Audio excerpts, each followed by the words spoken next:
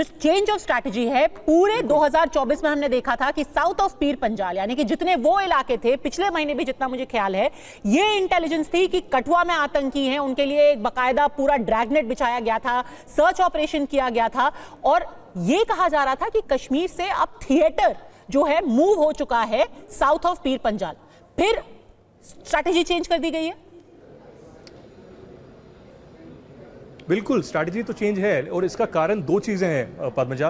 पहला, आप पाकिस्तान में देखेंगे बलूचिस्तान और खैबर पख्तूनख्वा पिछले 2-3 साल में कैसे पूरी तरीके से गर्म हुआ है। वहां पर रोज जो है हमले पाकिस्तान के आर्मी, पाकिस्तान की फ्रंटियर कोर के खिलाफ हो रहे हैं। जो आसिम मुनीर पाकिस्तान आर्मी चीफ हैं, GHQ रावलपिंडी में बैठते हैं, वो तिलमिला उठे। वो उनको लगा कि कैसे कि कश्मीर में शांति पूरी तरीके से है और पाकिस्तान में आगजनी हो रही है, आतंकवाद फैल रहा है। तो जब भी ये इतिहास में देखा गया कि बलूचिस्तान खैबर पख्तूनख्वा में आगजनी हो, पाकिस्तान की हालत जो है पॉलिटिकली, सिक्योरिटी वाइज या इकोनॉमिकली बहुत बद से बदतर हो रही हो, तब वो कोशिश करते हैं कि कश्मीर की तरफ अटेंशन जो है डिफ्लेक्ट कर दिया जाए और कश्मीर में ये बताया जाए इंटरनेशनल कम्युनिटी को कि अभी प्रॉक्सी वॉर अभी भी जिंदा है। जो आर्टिकल 370 के बाद भारत सरकार कहती है कि नॉर्मलाइजेशन हुआ है, उसको पाकिस्तान चोट पहुंचाना चाहता है। बिल्कुल, सीधे चलते हैं इरफान के पास जो कि पहलगाम से लाइव हमारे पास लगातार जुड़े हुए हैं।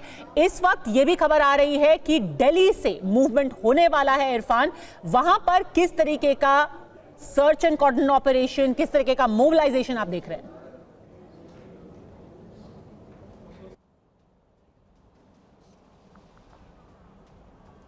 देखिए, बिल्कुल पद्माजा, यहाँ पर आप देख सकते हैं जहाँ पर हम खड़े हैं, ये लास्ट पॉइंट है जहाँ से सीधे हम पहलगाम टाउन की ओर एंटर होंगे और ये लास्ट बैरिकेडिंग है।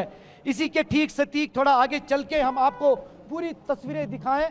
ये जो पहाड़ी आप सामने देख रहे हैं, वहीं से दाएं जब उड़ते हैं तो बाईसरा का इलाका है जहाँ पर ये आतंकी हमला हुआ है।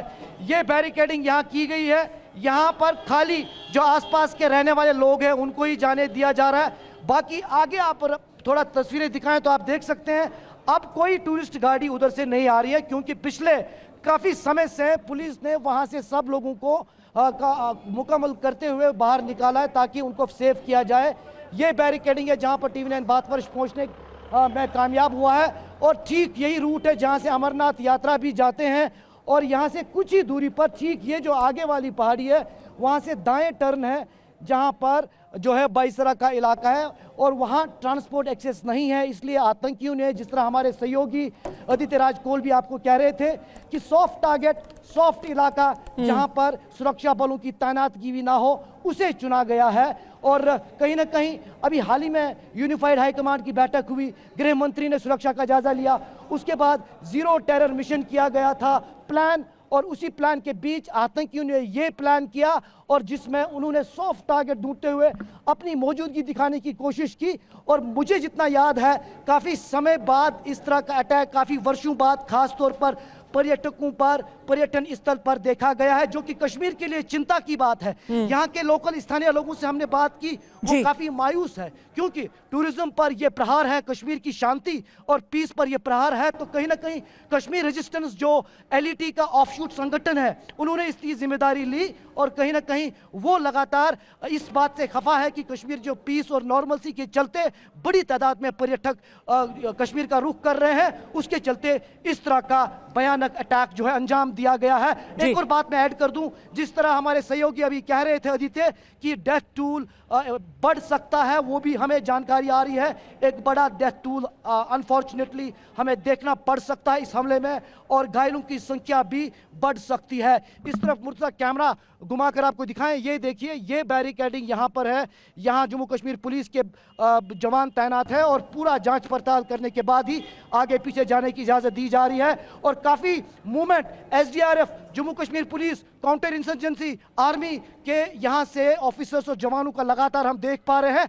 पूरा इलाका उस तरफ मुर्तजा मेरे कैमरामैन घुमा के दिखाएं, सन्नाटे में तब्दील हुआ है और अब यहाँ से हम पूरा ये इलाका शांत देख पा रहे हैं। यही टेररिस्ट है जिनको अटैक के लिए प्लान किया गया, आप देख सकते हैं यहाँ पर। हालांकि जिस तरह आप पूछ भी रहे थे कि क्या ये सुरक्षा में चूक है, लेकिन सुरक्षा चाक चौबंद कश्मीर में है, उसी के चलते शांति देखने को मिल रही थी। लेकिन इस तरह के इलाकों में अगर अटैक प्लान किया जाए तो इसमें कहीं ना कहीं आतंकियों की जो स्ट्रेटजी है उस पर ध्यान देने की जरूरत है।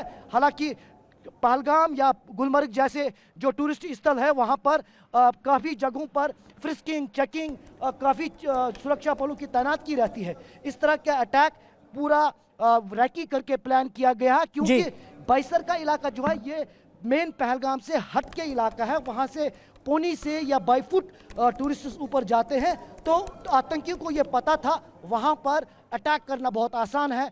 अटैक करने के बाद भागना भी उनके लिए आसान है, क्योंकि ये जंगल का सहारा लेते हुए वो आगे बाकी रेंजेस में पहुंच सकते हैं। तो ये देख सकते हैं इस तरह का इलाका जिसके बीच में जो मीडोज है वहां पर अटैक किया गया है। और मेरे पीछे आप देख सकते हैं ये पूरा पहलगाम की हसीन वादियां अब सन्नाटे में तब्दील हुई है। जीएम शाहीन साहब, और हर बार ये देखा गया है जब इस तरीके का, जब भी पाकिस्तान एकदम छटपटाहट में होता है तो सिविलियंस को टारगेट किया जाता है, और खास तौर पर ऐसे अटैक्स जहां पर देश भर से लोग आए हुए हैं। अमरनाथ यात्रा को टारगेट किया गया, अब एक बार फिर से टूरिस्ट को, यहां पर पर्यटकों को टारगेट किया गया है। इसका क्या आप ये बात से इत्तेफाक रखते हैं जो अभी कही जा रही थी कि एक तरीके से धार्मिक यहां पर उन्माद पैदा करने की कोशिश की जा रही है, या फिर एक रिलीजियस डिवाइड क्रिएट करने की कोशिश की जा रही है? देखिए पद्मजा, हम एक उस देश की बात कर रहे हैं कि जिनका कोई धर्म नहीं है। बिकॉज जो हरकतें उन लोगों की है वो किसी भी धर्म के साथ कोई मेल नहीं खाते। ना वो कहीं इस्लाम में है, ना वो किसी धर्म में। ये सब चीजें मैंने पहले ही कहा आपके प्रोग्राम में कि ये काम जो है बिकॉज शैतान और हैवानियत का काम है। और ऐसे मुल्क को हम तो ये कहेंगे कि पूरे वर्ल्ड को मिलके ऐसे कंट्री जो दहशतगर्दी, जो ऐसे हालात पैदा करे कि उनका दुनिया में नहीं होना, बिकॉज पूरा दुनिया जहाँ पर इंसानियत की दर्ज करता है, इंसानियत की बात करता है, वहीं पर ये लोग हैवानियत की बात कर रहे हैं।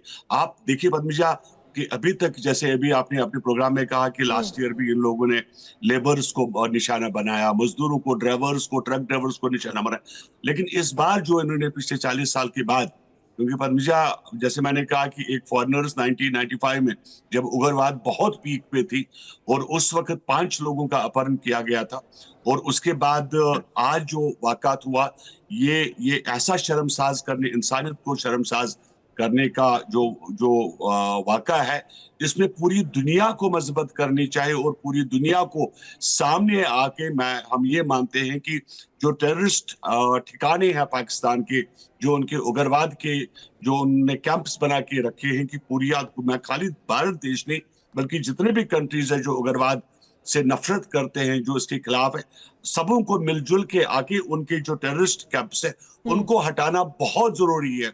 और पद्मजा ऐसे लोगों से, बिकॉज जो ये धर्म गुरु बन के वहां पर बैठे हुए हैं, उन लोगों से कोई भी अच्छी उम्मीद जो है हमें न रखे। बिकॉज हम लोग भूल जाते हैं, जैसे पुलवामा अटैक हुआ और उसके बाद हम लोग भूल गए कि हमारे साथ पीछे क्या हुआ। हमें हमेशा, बिकॉज हमारे ऐसे पड़ोसी के साथ बॉर्डर लगती है कि जिनका कोई ईमान, जिनका कोई धर्म, जिनका कोई मजहब नहीं है, और हमें हमेशा बड़ा चौकस रहना पड़ेगा जब तक ये पड़ोसी देश है कि ये कभी भी अपनी गंदी हरकत पे, हैवानत जैसी हरकत पे कभी भी उतर सकता है। और इसके लिए हमारे देश को बड़ा, अगर आज हम इसका बदला नहीं लेंगे तो हम लोग कभी नहीं ले पाएंगे।